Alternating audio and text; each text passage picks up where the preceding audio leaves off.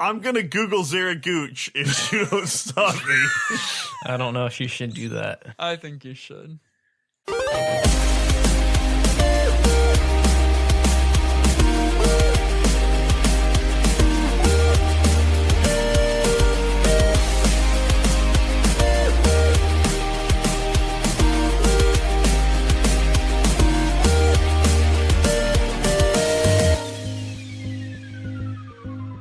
Welcome to New Game Plus. You're listening to a retro gaming podcast where three guys spend 7 days playing one old game and then we talk about it. My name's Dustin. My name's Kenny. I'm Nolan, and I've got some coffee. And I don't have coffee, Kenny. I got some tea. And this is episode 170. Yeah, 170. And it is a Patreon pool. So sick. Best episodes ever. Patreon are pools. they though?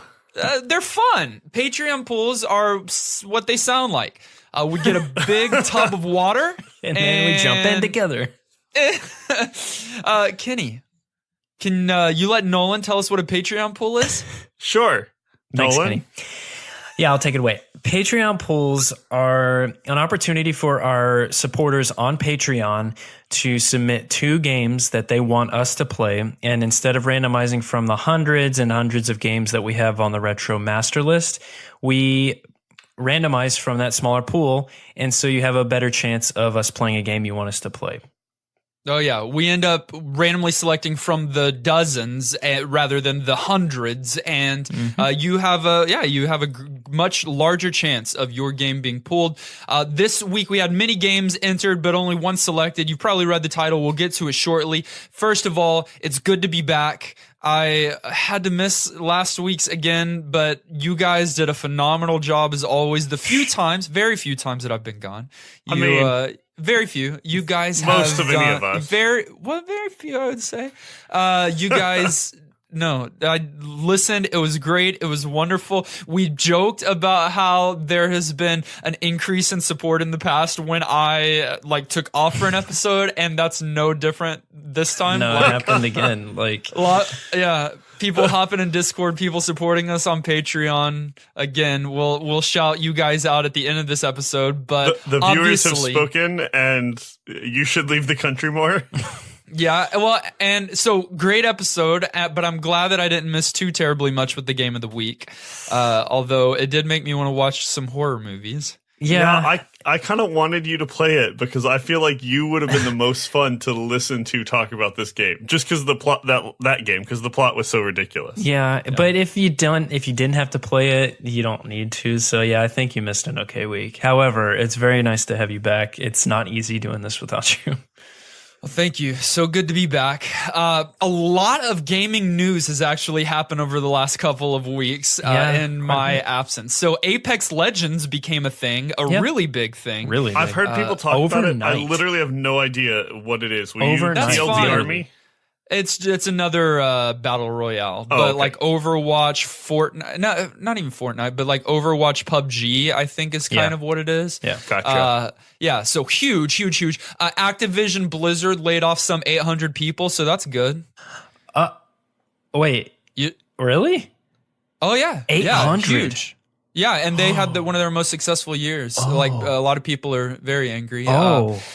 Tetris 99 dropped. That's a Tetris battle royale. Are you kidding me? Wait, does that even mean? It's huge. I'm already ready for the battle royale phase to be over. 99 Tetris players hop in a room together, or 100, and you're the 99. I don't know, but then they play Tetris and are able to punish each other, and there's only one left standing at the end. It's a big deal. Not okay, but keep going. People are loving it. Best battle royale on the market, I guess. But most importantly, we got a new Nintendo Direct. Yeah, we did. Oh my goodness. I'm glad this is the main topic. Let's go. All of this happened. All right, so they began, I won't hit everything, but they began with Super Mario Maker 2. Dope. And then they talked about Dragon Quest 11S. Dope. And then they gave more I gotta fall back into that series. Yeah. You'll be able to talk about it after I'm done with all this. Then there was more info and a new release date for Fire Emblem Three Houses. So dope. And then some people cared about a Link's Awakening remake for the Switch. Psych. And then- That game's dope, and I'm so hyped. So hype. I was about to say, you threw me off for that. But most importantly, Final Fantasy VII is coming to the Switch March 26th, as well as some of the other Final Fantasies shortly thereafter. Final Fantasy IX dropped the day of the Nintendo Direct, and And you'd one have of to us be is out of your already mind to playing get that. it this early, right? You have to wait a little bit. So none of us have it yet. One of us might be playing it. I don't remember if I Dustin's addicted accidentally. already. If I might be a mobile gamer now with my Switch, but I don't know. Portable. So, anyways, those are like some of the big things from Nintendo Direct. Are you excited about any of those? Were you able to see the Direct? What are your thoughts? I feel like I can say Nolan thinks all of those things are dope. You'd be right. So Kitty missed the Direct 100%. Oh, he didn't even know it happened until I just said it. Yeah. I missed it, but that's rare for me. I usually watch the stream at work, but I was like in a meeting or something during it. But look, Link's Awakening is maybe one of the best handheld Zeldas and one of my favorites. I speedrun the game, or I used to at least. And a remake on the Switch is so welcome. I cannot wait. Well, let me ask you, did you see the graphic style and are you okay with it? But yes. Okay. Very hard, yes. People Okay, are 'cause not I- okay with it?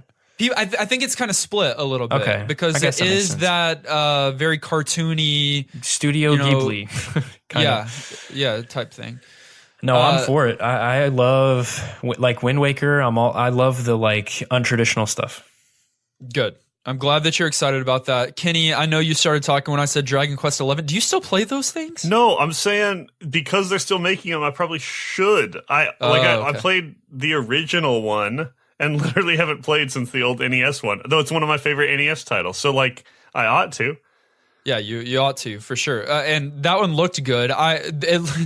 It's very, it's very cartoony now, but it's also very like JRPG, like still Very. so hardcore, like. But I would imagine that you'd still like it. I'm excited about all those things. I'm excited about the Final Fantasies coming to Switch. I know that kind of probably makes me boring. Super Mario Maker 2. I loved the first one, never played it, but watched hours Same. of people. It just is so fun giving. What do you do as a sequel? Oh, They actually did a lot. They've you'd have to watch it and even know what Super Mario Maker 1 had, but I think they've got new power-ups and new a lot more control over the stages that you It's the create same as well. thing, just a lot more stuff and options. exactly. Yeah, and they just customization. expanded Okay. on it, and it I looks get great on the Switch. It's going to be Like, cool. how do you make a sequel to a sandbox level Minecraft creation? 2? Yeah. Ooh, Minecraft 2. That was also in the Nintendo Direct. No, it wasn't. But it was a good Nintendo Direct. If you saw it, hop in our Discord. Let us know what you thought of it. What are some of the games that you're most excited about? Honestly, I was able to watch it. Sehr gut. Aber ich habe nur eine Hand. He's back, y'all. There's the German for you. Like in our retro game of the week, Einhander. Overview.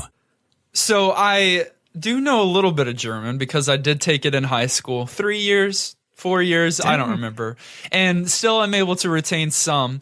Einhander, very simple word, means one-handed, one-hander. It's referencing like a sword that is held in one hand as opposed to a Zweihander. Oh, I called it a Which is- Z-Way-hander in Dark Souls. You shouldn't.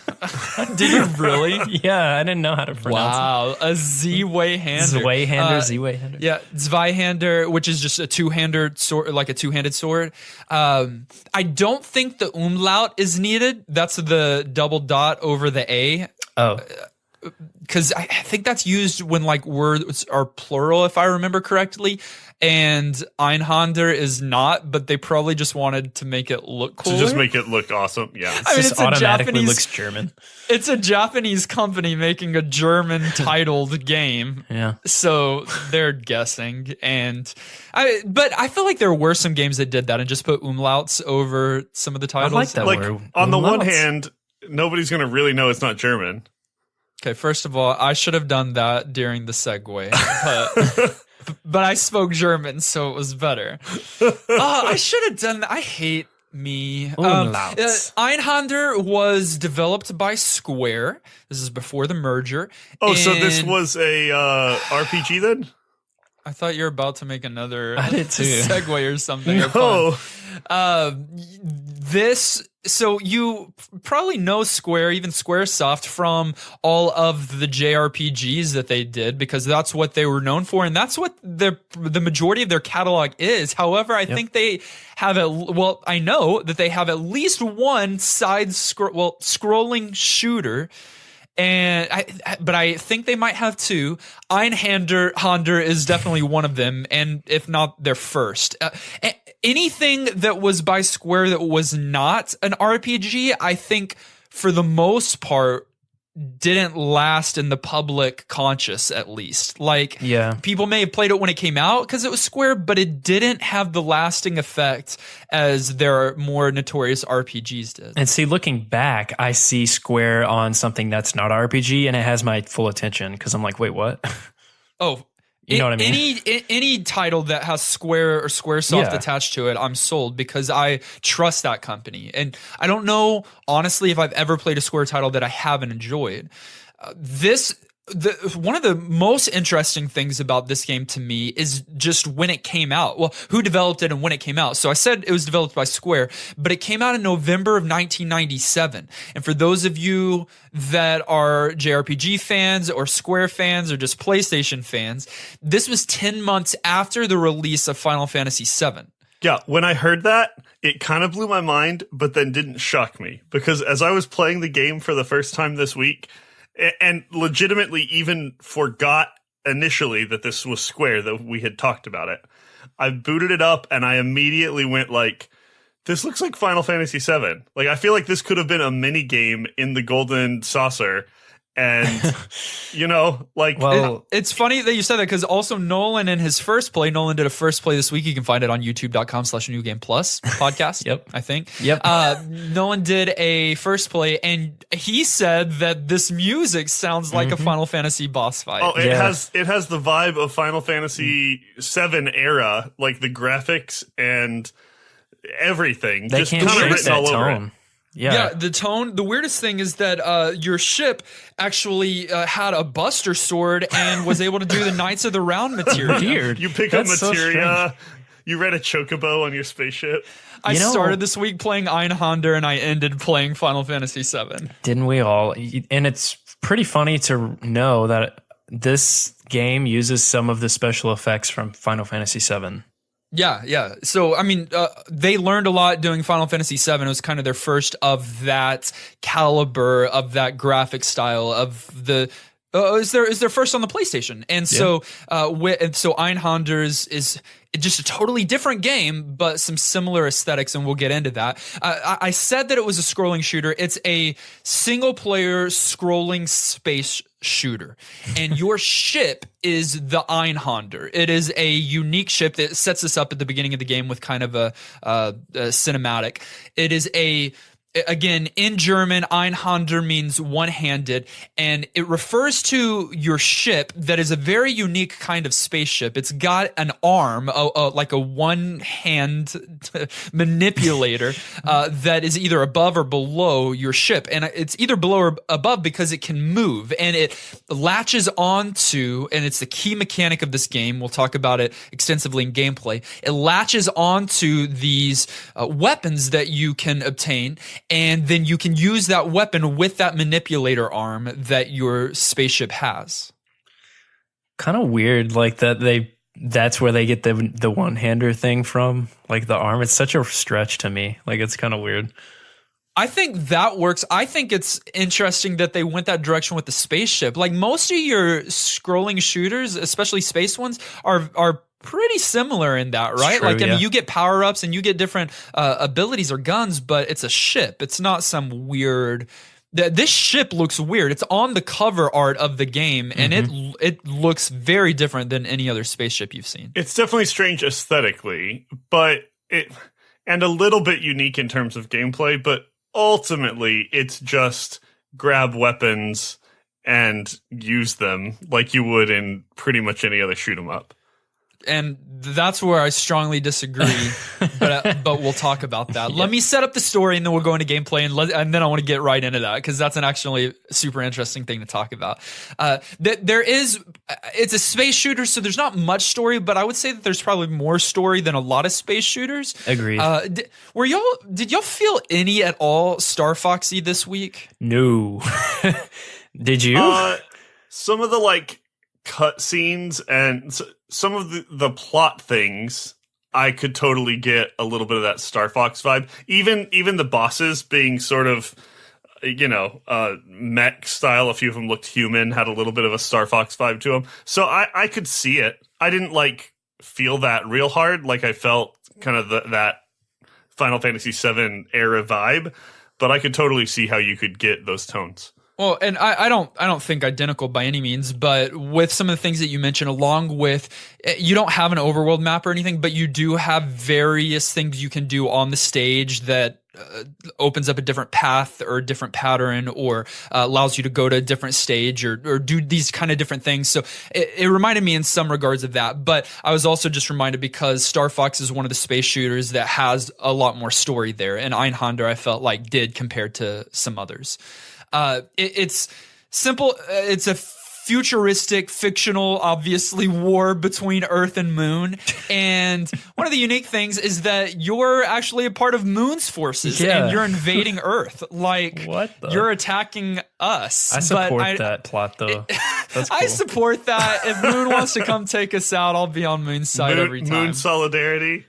I know that in this future, Earth is super corrupt now and stuff like that. So you are the good guy coming in, and it's like a suicide mission. They know that you're not coming back. You're an Einhander pilot, and you've come to fight in this war. And so that's what you do. You're coming to Earth on behalf of Moon on a suicide mission, and you're taking out the forces of evil. So bizarre.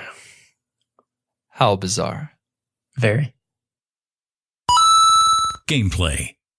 So, Dustin, as you were introducing this game initially, I heard something that I kind of found intriguing. I don't know if anybody else will have catched it. You caught it. Wow. Catched. Hey, English. Deutsch. Yeah. Catched is the German word for No, caught. keep going. See, that is when you should have just moved forward.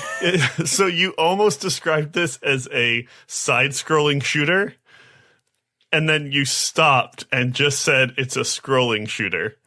Right. I don't know if you did that intentionally, but I think you did, because the mechanics of this are kind of interesting. You're actually in 3D space, like the game is rendered in 3D graphics, but you do move for some of the game, even the majority of the game, in a traditional kind of 2D shooting scrolling kind of plane.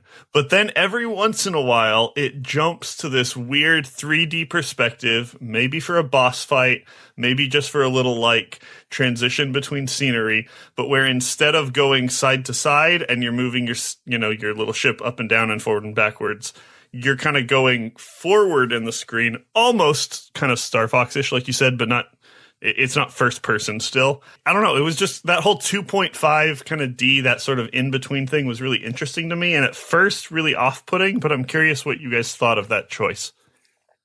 I think it's cool to have the camera interact in a unique way like that. So another thing, Dustin streamed this week, and I watched him stream most of the game.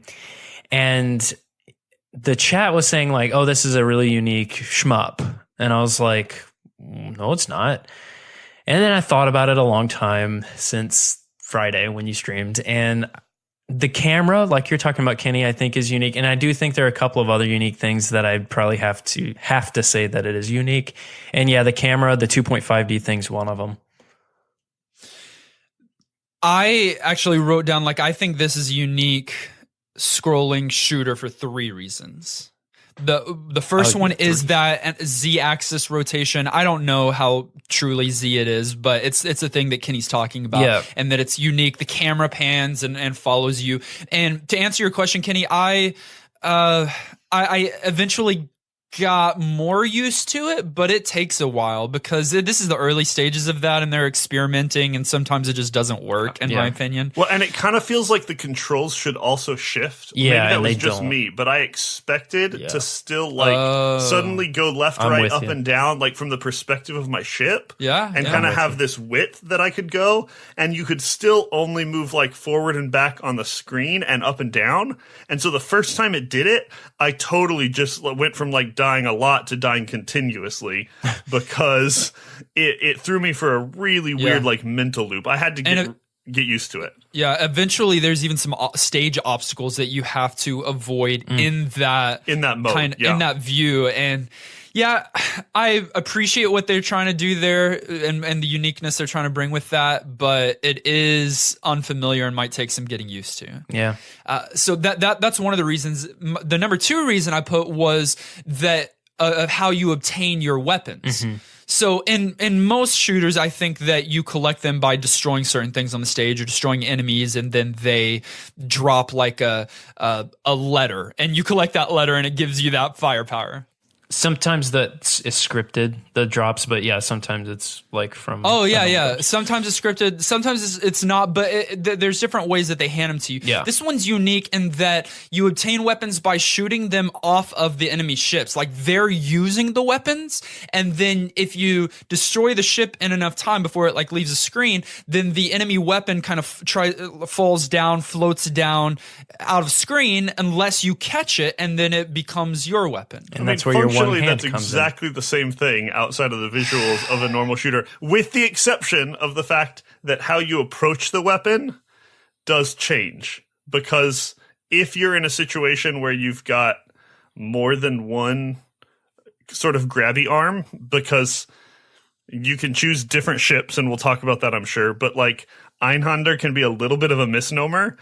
You can grab a weapon either for the top of your ship or the bottom of your ship. Depending on which ship you have. There's Right. a lot here, guys, and I think, and yes, and that's important to note, but I don't want to get into that yet. I and only then the picked third, the Mark II. the third and thing that I think it's unique for is that secondary gun placement that you can do top or bottom. So that was a good segue right into that. That you can have your weapon on the top or the bottom. Kenny must have been in a ship where you can have a weapon at the top and the bottom.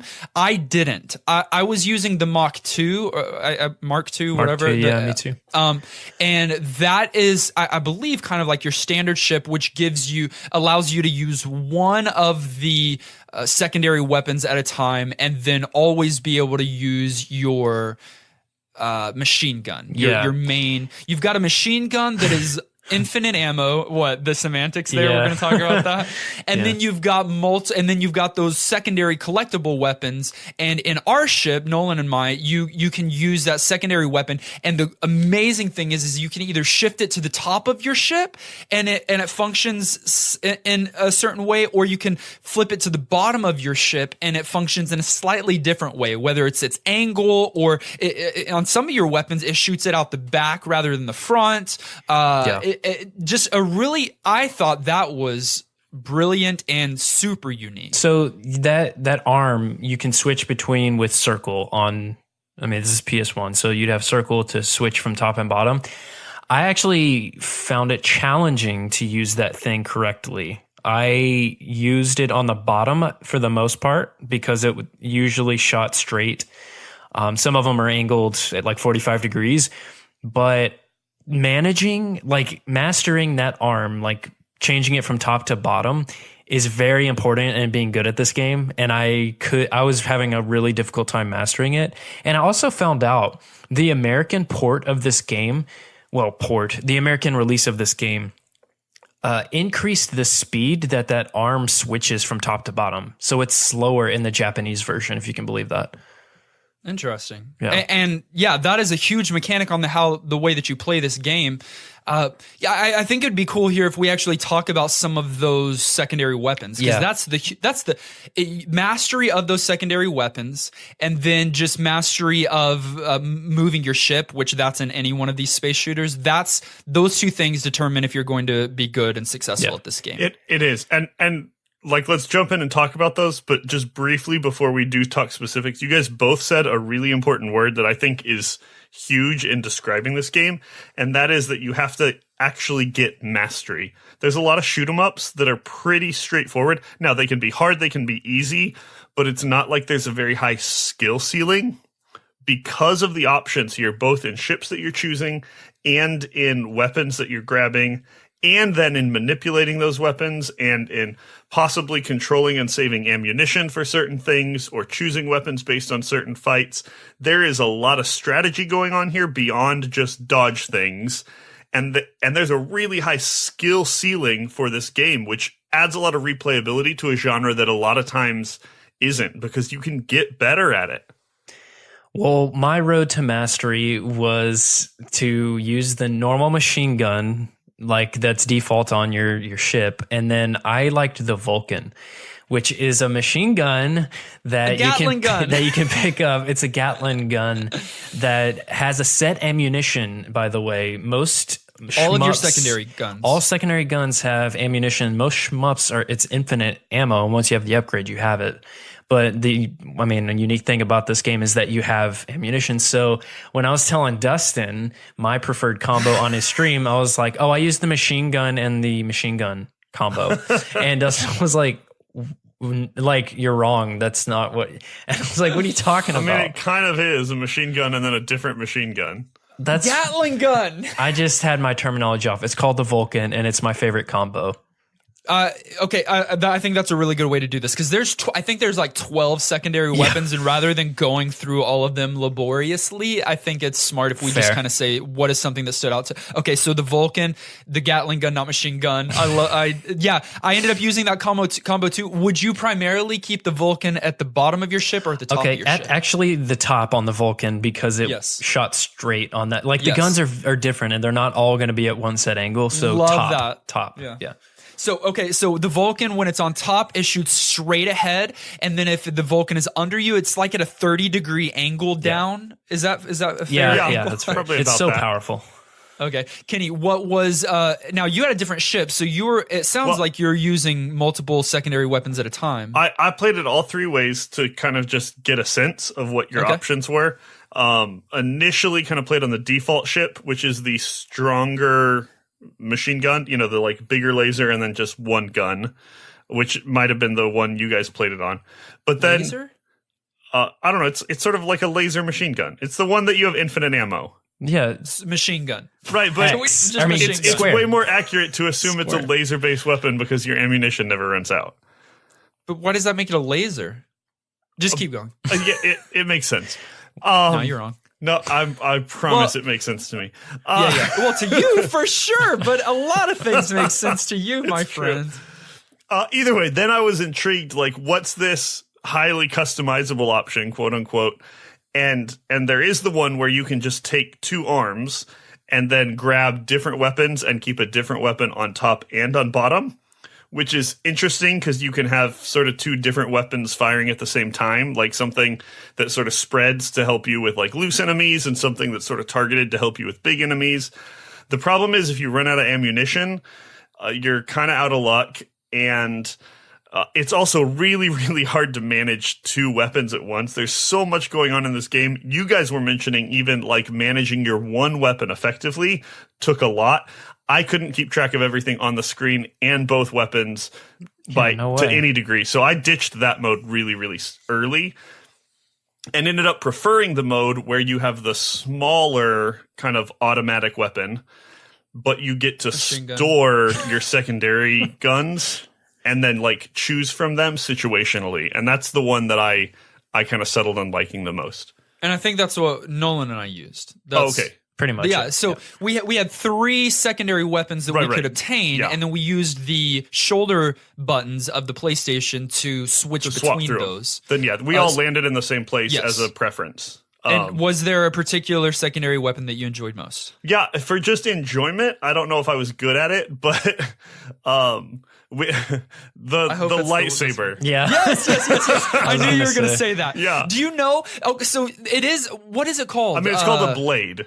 A blade. Yeah, it's a big B for blade, I think. Yeah. It's a beam, and depending on how hard you hold or how long you hold that secondary weapon button, it grows, and it only gets a certain length. But you can swing it on top of your ship or under, so it's like you've got this laser sword that's swinging behind you. It's amazing. It was literally the moment that I went in this game from like, this is kind of good, and there's some sort of annoying things about it that I guess I can accept, but at least there's some variety of weapons to, oh my goodness, this is hilarious and kind of fun, and even though it's difficult, it's making me smile so big, is finding and using that weapon.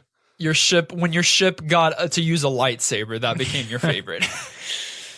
I use the same kind of ship that we're talking about now, so it's machine gun, and I did end up going with the Vulcan. They typically have a lot of ammo there, so that was super nice. Yeah. It wasn't the most damage, but just a Gatling gun with a lot of ammo is always nice. But the cannon, anytime I had the cannon, I mean, I would conserve the ammo there, but it's super powerful, and it's just like kind of a one powerful cannon blast, and I would use that against bosses and make quick work of them.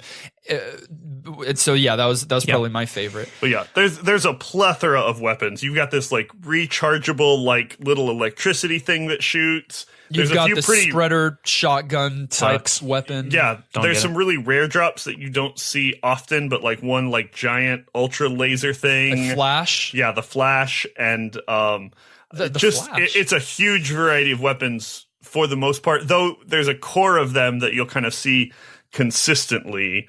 The cannon, the Vulcan, the Wasp, which was kind of missiles, and that was cool. And the fact that those weapons not only were different and unique, but then had sort of different modes, really just was the most interesting thing about this game in my mind. I think another thing you said, Dustin, the weapons and then being able to navigate the screen, determine if you're going to be good at this game. I think you said that. Yeah. Okay. So navigating the screen. Let me talk about a big issue I had this week in the gameplay, and that's not getting hit. So it's a shmup. But look, they made bad decisions with the way that they colored enemy projectiles. Most of the time that I died was due to me just being like, I literally didn't see that. Like, I thought I was dodging stuff, and then I wasn't. And when I go back and watch you're dead all of a sudden and have no idea why. Yeah. Yes, it's not like I was too slow or like I could have gotten around it. I just didn't see it. And you know what? It's partially because of the color of some of the enemy ammo, which I don't think it's always blue. Like, they have different kind of projectiles, but a lot of the enemies just simple weapons are blue. But then also with the backgrounds, it's those two things combined that just made it so difficult to see. You could also get yourself in positions where you couldn't really escape, and it's hard to avoid that from a design perspective when doing a shoot 'em up. Although some games do it better than others, but this one I definitely felt like certain, and not all of it, but certain bosses and certain sort of enemy patterns, I kind of had to learn them. Otherwise, I didn't feel like I was going to be able to react quick enough. And maybe that's me being bad, but there definitely was some like difficulty level here that made me feel like you'd have to play this game multiple times and kind of learn it to get really good at it. Yeah. Which is okay, but not my like preference. Right, but this game is generous too. It's not one hit kill. It kind of is, but then if you've got different secondary weapons, they take a little bit of damage, and you lose those before losing your ship, unless you just like completely run into a big enemy or something like that. Yeah, see, I felt like it was too tight on that front. And this, the way this game lets you progress, because you, at least when you're first playing and you don't have that mastery yet, you're going to die a lot. It just throws a boatload of continues at you. And that's fine. In fact, in the original release, they gave a just like play the game to enjoy it mode in Japan, where you had infinite continues and it just didn't keep track of your score, which kind of tells you the philosophy they had there. And initially, that's sort of how I played, because I wasn't great at it and got cheating. Better.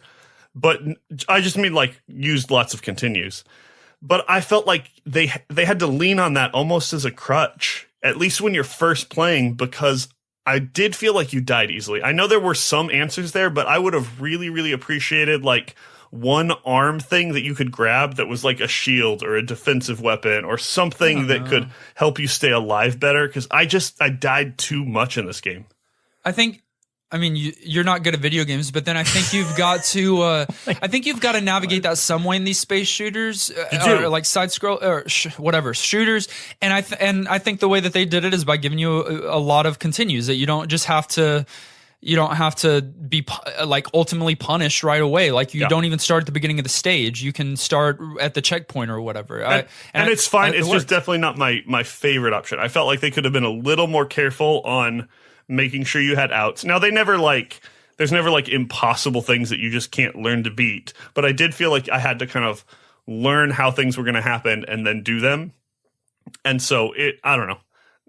Their design there wasn't my favorite, but it wasn't like it was poor. Aged. Nolan, early on, I believe you mentioned, was it you that mentioned that some of the effects were learned from Square's experience with Final Fantasy VII? Mm-hmm. Graphically and musically, I'll just kind of combine them together here. I think you get a lot of that. In fact, no, Final Fantasy VII looked good. I was about to say in some ways this looks better, but that's not true. The character models, the backgrounds, the animations, explosions. There's so much detail and variety here, and a lot of love put into both of those things.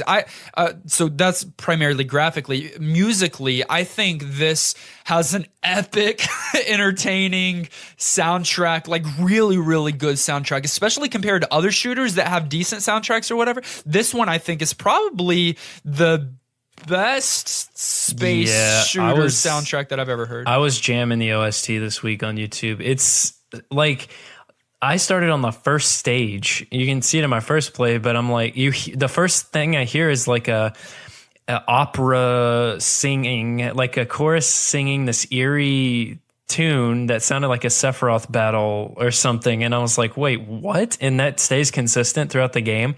And it shouldn't fit really with a space shooter, but it totally does, and I'm down. Like it's techno, there's a lot of house music in it and like some really heavy guitar riffs, and they can't shake the RPG theme, and I love that. You know, like no, bring it.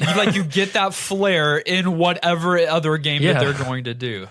And if you like that flair, then you'll love those aesthetics in any of their games. If for whatever crazy reason, like you're a psychopath and don't like that kind of flair, then maybe then you wouldn't like this either, because you could not know, kind of like how Kenny mentioned that this is Square, but if you're familiar with Final Fantasy, if you're familiar with some of Square's products, you're going to be wondering as you play this game, is there a connection here? Because I have felt this before. Yeah. Something that aged really well for me, a couple of design choices really is all it comes down to that they made when making this game. So something I loved, when you beat a stage in this game, it doesn't go to like a summary screen. I mean, it gives you a summary screen, but it doesn't cut from where you were and take you to a different menu, like break immersion. In this game, it gives you a summary of your score and everything, but your ship's still flying horizontal and your background is slowly changing, and there's a seamless transition into the next stage. And all of a sudden I see a train in the background driving that wasn't there before, and it's just like, all right, here we go. You can even move your ship during that score screen. Yeah, you could still move it. Like a total immersion. Again, back to the RPG thing. It's like they wanted you to role play this pilot, and I loved that little detail. It's so subtle. Like, I didn't beat the game, but from every stage that I've gone through, there's no like cut in between. Like you're systematically moving from one stage to the next. There is a nice ending where you can take a little bit of a breather. You can pause at any time, but there's not like a screen or like a huge division in between. Yeah, because they want you to be able to continue playing and enjoying this story. Yeah, and yet so even good. Flowing from level to level, these graphics don't feel repetitive. Like they're great, but a lot of times you get something that's great, and then especially with a shoot 'em up, it feels really predictable. But they were very creative on enemy types, on look of your levels, on even kind of the ebb and flow of the levels, and sometimes having to get really close into stuff, and sometimes having enemies from the bottom and having them approach you in different ways, that the graphics continued to feel fresh as you progressed through the game, as well as gameplay too. And that's hard to keep a shoot 'em up feeling fresh the whole time. But variety of like enemies and patterns and variety of boss design, and I felt like I was on my toes the whole time, which was super welcome. That's the other design choice I was going to talk about, Kenny, is the variety. Just like across the board, it's really refreshing. And you mentioned bosses. We didn't really talk about it in gameplay, but you've got like a mini boss on each stage and then like a main boss. And that's not new for shmups, though not all shmups implement that. But just the variety in their design and how you beat them and their moves, I guess you could say, was just really, it kept the game fresh. And so you can really tell that they put time into this game to make it like a pretty unique and like enjoyable shmup compared to some of the older shmups. And I feel like it flows well, even for today, with those bosses, with those mini bosses. It gives you an opportunity to use those secondary weapons.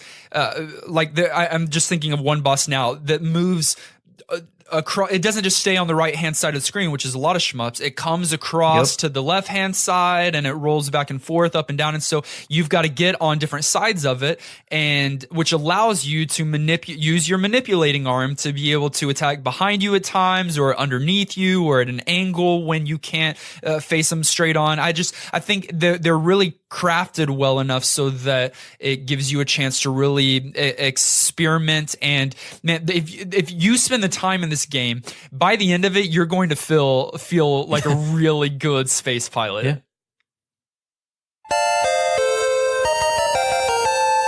Final thoughts.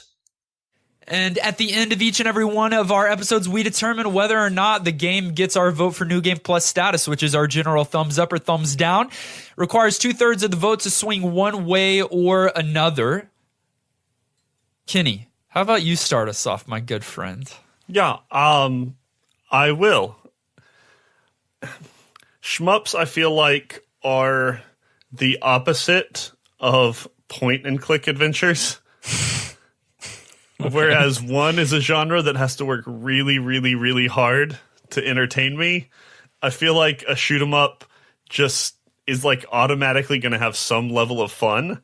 And then it's how well the game does its mechanics and how good it looks and how replayable it is and all of those things that make it unique or not. As well as difficulty. Like some shoot 'em ups can be punishingly difficult, or some can throw so many power-ups at you that you just like hold a button and kind of fly all the way through. And so I absolutely had fun this week. Shoot 'em ups lend themselves to that. I started off initially having some doubts. I felt like the 2.5D was a little forced. The weapons take a little bit longer to learn, and that can be a little bit frustrating, especially when you're dying to things that you feel like you can't see. But once you do start getting some mastery of this game, and it does take a little more time than others in the genre, it's totally and completely a gem. It's made with love. That's not surprising with who it came from, but it looks good. It sounds good. It's got an amazingly thought out sort of scaling of progression where it gets harder and you get more guns and more weapons and you get better at things. It gives you enough continues that you get a good taste of the game. There's a million reasons why. But overall, even though I don't think it's as unique a game as Dustin thinks it is, it just sort of hides normal things in kind of quote-unquote unique clothes. It's a shoot 'em up, but it's a well-done one. And so I'm going to say New Game Plus for me. I'll go ahead and step in and say that I agree with you. It's outside of, I will say that it's a super unique, entirely unique. There's no game like it. That's obviously too far, but I do think there are some unique things about this game that one-handed manipulator shifting to the top and to the bottom made it for me. And halfway through my gameplay this week, I started to really feel that and really get a hang of it. And it feels so good when that starts to click. And the graphics, the music. But here's the thing, I mean, this is just me, and it's not fair. Put any Square title before me, and I don't have to play it. I mean, like, I'm going to give it a thumbs up, not because I'm like just a Square sucker. Excuse me? Square sucker? But they consistently produce high quality games that fit my aesthetic, and then tell me that this game came out in 97. Anything from 95, 96, 97, 98, like PlayStation, the answer is yes. Yeah. So like, I don't even remember when PlayStation came out. Maybe it wasn't even 96, 90. I don't remember. But you give me that era of games, late 90 PlayStation, and pretty much I'm going to say yeah, although that's not true. But that's just a really good era. Getting it from Square, it's definitely a thumbs up for me. That's 2 yeses. Nolan, yours is a yes too? Yeah, mine's a yes too. Okay, sweet. I was nervous. I thought you might not like this game. Oh, I thought you might like it enough, but were you going back and forth this week or what? Yeah, so I kind of had my mind made up. It was a no. And then I watched you play. I watched you stream, and it still was like, no, I didn't really care for it because, and this is embarrassing, but I was really bad at it, and I blame the poor projectiles and also me sucking at this genre. But I didn't see anything unique, and then everyone kept saying that in chat, and I was like, what do you, like, it's a shmup. Like, it's a straight up shmup. And then I reevaluated it, and there's enough here that I've got to give props. It's different. It is different, and it is a good game. So and a great soundtrack. So New Game Plus. Also, I'm impressed with how much the D-pad has aged. It's aged very well. And I still use the D-pad for platformers, and this game made me think about that, the analog stick versus D-pad thing. PS1, you had to use D-pad, and sure. I still use it. So I think, I don't know, that's a nice little touch. That's 3 yeses. That means Einhander is New Game Plus certified. Find a copy, play it, enjoy it, and then write in. Let us know what you thought about the game as you do. We had a few of our viewers write in and let us know this week, either by ngppodcast@gmail.com, sending us an email, or hopping into our Discord channel, our commentary channel there, and letting us know what they thought, or even YouTube. So Lowry wrote in this week on YouTube, watched Nolan's first play, and then wrote and said, Einhander was one of my favorite PS1 games back in the day. It was the perfect time for me to play this game when it released in May of 1998 because it resonated with so many things I loved right then. Square game aesthetics, beautiful PS1 polygons, anime, and specifically mech-styled anime. I was never really a Gundam or Macross guy, but in 1998 was the summer that fans like me were waiting with bated breath for the last 2 VHS tapes of Neon Genesis Evangelion to come out. Very special anime series. Einhander is so symbolic of that 98 vibe for me, next to Burning Rangers, Klonoa, and Tenchu. And later in the year, Spyro, Xenogears, Metal Gear Solid, F-Zero X, and my all-time favorite, Ocarina of Time. To this day, I still remember walking down to my local Japanese mom and pop game store in the Miracle Mile neighborhood of LA to buy these games right when they came out. 1998 is like the end of an era in my life, passing from one great decade to the next. This was somebody else's sweet spot, gaming and culture-wise, not just yours, Dustin. And I love hearing those things. It's so fun. But a very different take on it too. All of those games, oh, totally. I mean, I knew the latter list, right? Spyro, Xenogear, Metal Gear Solid, but a lot of the other games, and then even the animes, that's outside of my purview. So I feel like me and Lowry probably slightly different age, or maybe even just what we enjoyed was slightly different. But yeah, the 97, 98, that video game era, disgusting. Lowry, Evangelion is coming to Netflix unless it's already out. This ain't no anime podcast, dude. You'll be happy to know that. But thanks for writing in. Yeah, Patera wrote and said, Einhander is the best shmup. It was created with a careful balance as opposed to being a coin eater like many unfair arcade shooters. That's not to say that arcade shmups are bad, just a different beast.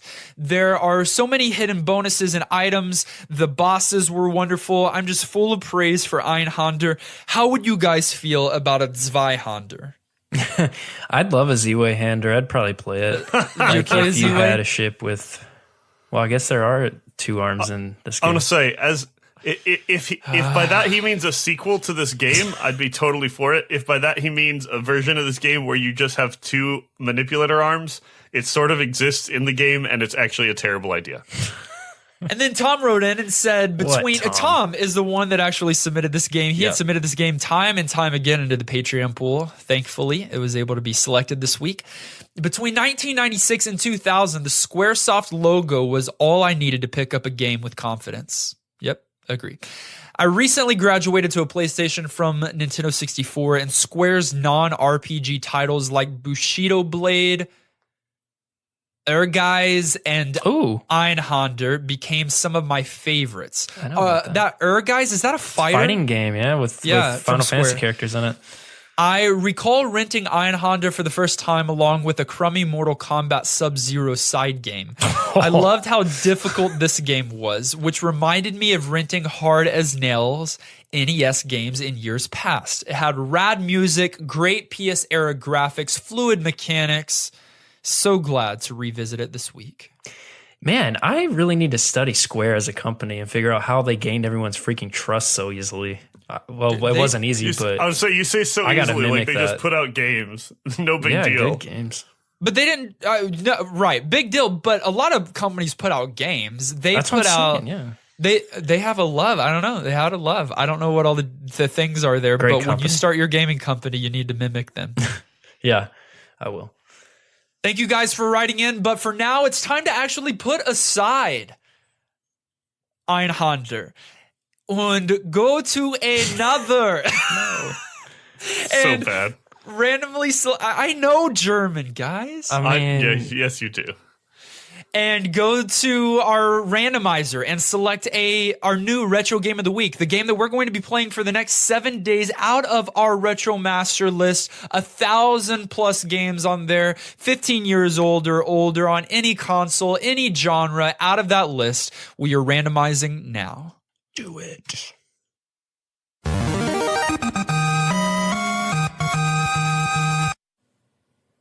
We are going to be playing an action adventure video game. Yay. No, that was Don't real. sound too excited. Oh, it was the That's most fine. It dull wasn't real. yay. It was not That's real. how I talk. The game came out first for the PlayStation. Woo.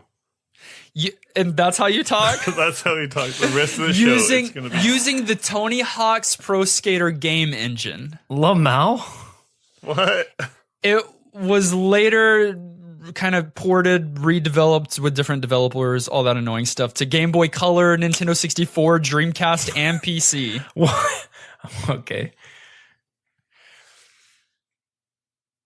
It was published by Activision, developed by Neversoft. We are going to be playing the 2000 title Spider-Man. Spider-Man? Tony Hawk's Spider-Man.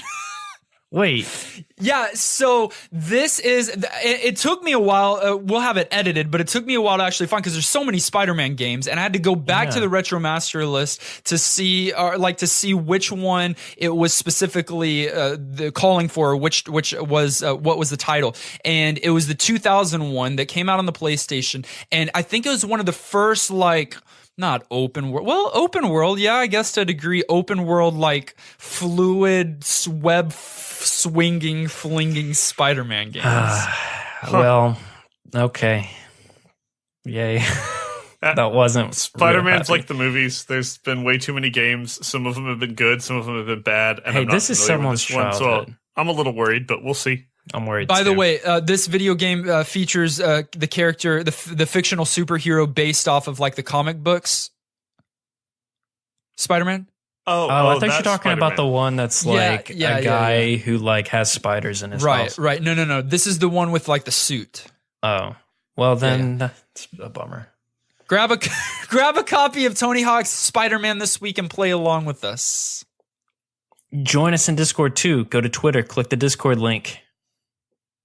We also have t-shirts. If you didn't know, we have 4 of them. Go buy them. Go buy all them. the t-shirts. I love Nolan when he's so direct. I love Nolan. I love him when he's not direct too. That's more fair. I also love the people that help make this show a reality, and that is our wonderful patrons. We've got a whole host of people who hop on patreon.com and support us on a monthly basis. And so big thanks to all of them. And I'm going to especially shout out Jeff, who upped his support this week. Jeff. Thanks, Jeff. Thank you, Jeff. Also, Dusty upped his support this week as well. Dang, So thank you, Dustin. big Dustin thanks out to of town. Dusty. We also have a new patron who goes by the name Macaulay McCulkin.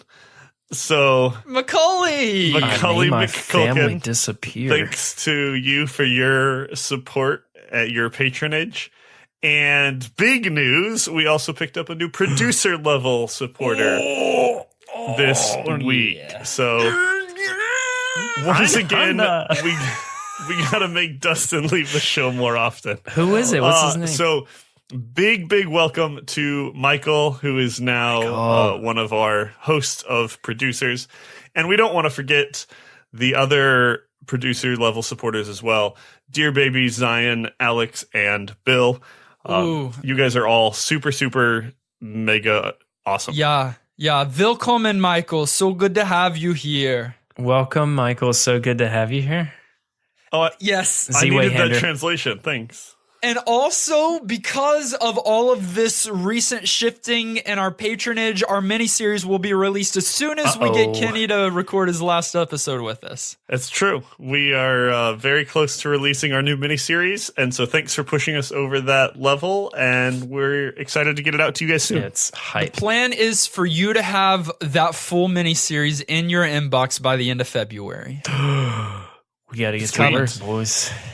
Find us on social media, Facebook, Twitter, and Twitch at NGP Podcast. We've been streaming like mad cats out of a house rat. And so you should hop on there, check that out, as well as visit our YouTube at New Game Plus Podcast. And you can see our weekly video content there. We'll put up our streams if you missed that, as well as pretty regular first plays, our first experiences with the retro game of the week. You can listen to us directly on any podcast provider of your choice. Subscribe so that you are the first to get new NGP episodes. And while you're at it, leave a kind rating and review. This episode was edited and produced by our friend and the patron that made this game and episode possible, Tom Tate. Join us next week as we play Spider-Man. Until then, I'm still Dustin. Zaragooch. Vesiguchi. Both are so wrong. And this has been a very long episode of New Game Plus.